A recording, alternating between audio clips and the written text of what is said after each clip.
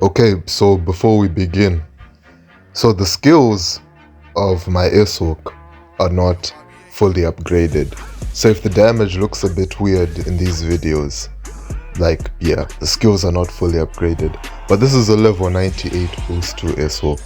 It's pretty good, but it's not the full thing.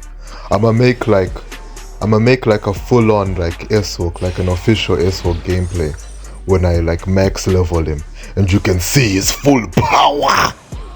But until then, you know, yeah, these are just my thoughts on the character.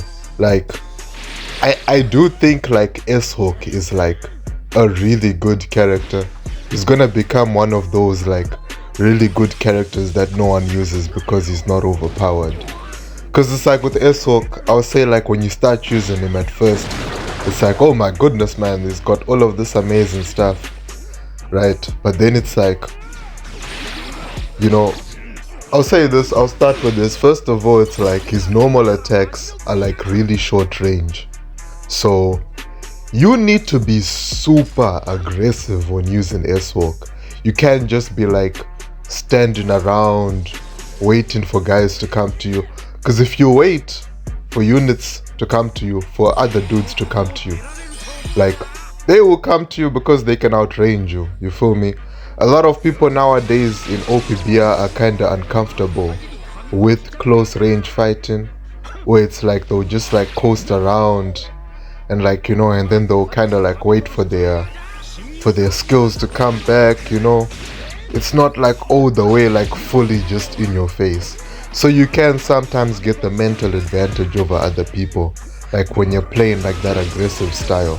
But with Airsoak, it's kind of it's been a while since I've seen a unit like this, where it's and I'd say his skills are more mid-range, even his skill 1, which is long range. It's not as long range as other characters. It has a good amount of range, but it's not crazy range. You're not sniping people or anything. Even the green Mihawk, his skill has more range than S-Hawk's skill. Oh yeah, and as you can see, it can go through walls. So it's very very useful. It's very useful. And he has a lot of little buffs and stuff that make him really good. Little traits. If you use your skill, you get a 30% you get a 30% boost to your attack, So that's pretty nice. And if you hit, the main thing about S-Hawk, the main thing that makes him good, that you need to concentrate on, it's landing the third attack of your normal hits, right? If you land the third hit of your normal attack, you are going to become invincible for the next 3 hits. So it's 3 hits of invincibility.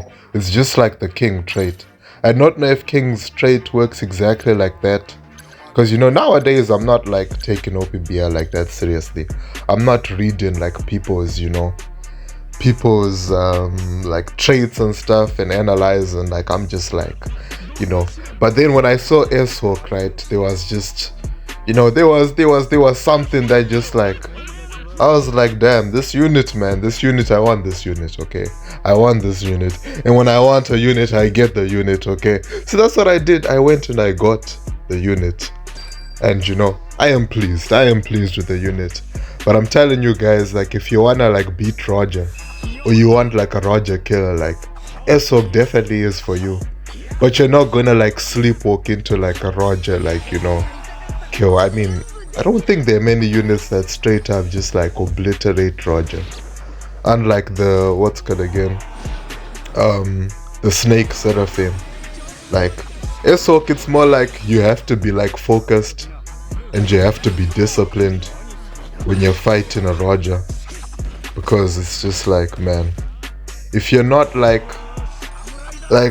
if you try and spam it too much, or you don't dodge the first skill, his little running skill, it's because with S-Hawk, your HP, I think your HP needs to be above 70% to resist status effects. But then he also, like, if you land the third hit, oh yeah, another thing about landing the 3 hits, you like get immunity and you also like resist status effects. So it's like really useful against Roger, because it's like, you know, you're hitting Roger like 3 times, right? So since you're hitting him 3 times, right, when you reach the third hit, it like renews like the cycle while it's capping. So if he's stunning you the whole time, then, you know, it's gonna continue renewing. So you can do a good amount of damage. But I'll say one of the weaknesses of S-Hawk is that a lot of characters can just like run away from you, especially like runners. You're gonna see in like the third game, I'm gonna go up against I don't know the name of the character. It's like the Revolutionary Army dude. I forgot his name, but the Revolutionary Army dude. Like, you know, I had to like fight like the Revolutionary Army dude, and he's just like, he just kept like running, and I couldn't really do anything about it, because, you know, the normal attacks and the skills are not that like long range, and also he does not have any like invincibilities. God damn. He doesn't have any like invincibility skills. So it's like, you know, you can't really like, you know, just like stand in the middle of a bunch of people and like charge up your skill without thinking. That's what I was saying, like with S-Hawk, when you're using him, you have to be like kind of disciplined. Because it's like, if someone's doing their normal attacks, like if Zoro's doing his normal attacks while you're doing your skill, the skills are not like super fast, so you can get knocked out of like your skills while you're trying to use them. And like he doesn't have like nullified knockdown or anything like that when he's using them. So at the end of the day, it's just like, you feel me? Like you just get hit, like you're probably gonna die. And like he is kinda tanky, but he's not like all the way tanky, man. Like, because he does have like some damage reduction, and you need to fight ISO. You need to fight ISO when you're using him, because if you're the only one on a treasure area, you get like nullify stagger, and I think it's nullify like knockback or nullify knockdown. I'm not sure, but you get nullify stagger. That's the important part if you're fighting by yourself, like on a treasure area.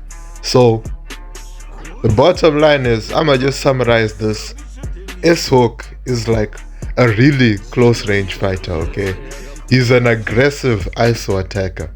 I think S-Hawk might be the best ISO attacker in One Piece Bounty Rush, like straight up. If you know how to use him, and if your opponents like are not smart, because I'd say like most people right now don't really know how S-Hawk works, so right now it's like, it's pretty good. But once people just figure out like all of like the different mechanics, you know, then like yeah, you're gonna be in trouble. And like right here, I made the mistake of not like going to kill that dude immediately, the Revolutionary Army nigga. Like I saw him and I'm like, dang, like no one uses that unit. That unit must be trash. Yeah, I was wrong. I was very wrong about that. Oh my goodness, man. If Kaido didn't interfere, I could have killed him. But anyway, I'll just let you enjoy the rest of the, you know, the rest of the gameplay. I'm done talking. Those are just my thoughts on S-Hawk, you know. Those are just my thoughts on what I think of the character. It's a pretty good character, but it's not overpowered. Which is why, you know, those are the types of characters I like, you know. You're not just gonna sleepwalk into like, oh, you're gonna sleepwalk into like a great ass like score, or oh, you're just gonna like obliterate everything in your path. Like, you know, you might have moments like that, you know. There are some moments where you can take over with S-Hawk, but it's not gonna be an like all day occurrence, you feel me? You still need to have a bit of skill to play this character, but it's a good character.